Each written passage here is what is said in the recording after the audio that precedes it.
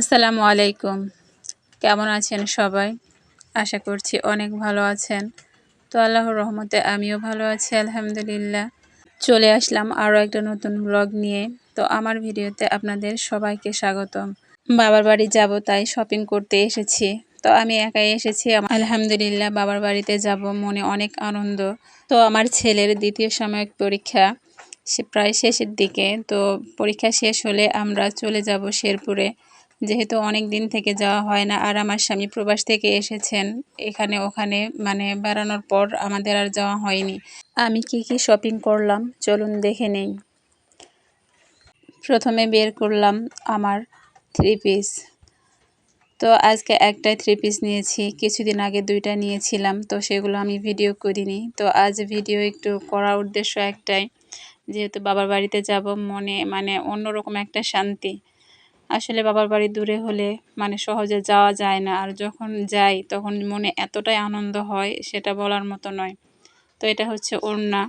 তো আজ আমি একাই শপিং করতে গিয়েছিলাম, যেহেতু আমার স্বামী একটু কাজে ব্যস্ত আছে, মানে উনি এক জায়গায় গেছেন কাজের জন্য। তো সে কাজ সেরে তারপর উনি বাড়িতে আসবে। তো আমারটা দেখা হয়ে গেল, এখন বের করলাম আমার ছেলের জন্য কেনা প্যান্ট। কিছুদিন আগে আমি ওর জন্য কাপড় কিনেছি। ছোট বাচ্চাদের কাপড় কিন্তু ভালোই লাগে। 3টা প্যান্ট আমি কিছুদিন আগে ওর জন্য এনেছি। তো ভাবলাম যেহেতু এসেছি তো যতই থাক তারপরও একটা ছেলের জন্য নিয়ে যাই। তো এই প্যান্টটা নিয়েছি, আর সাথে নিয়েছি একটা টি শার্ট। তো টি শার্টটা আপনাদেরকে খুলে দেখাই। তো এই টি শার্টটা আমার কাছে অনেকটাই ভালো লেগেছে, তো যার জন্য আমি আমার ছেলের জন্য নিলাম। তো আমার ছেলেও এটা অনেক পছন্দ করেছে। আলহামদুলিল্লাহ ছেলের এবং আমার কাপড় দেখানো হলো।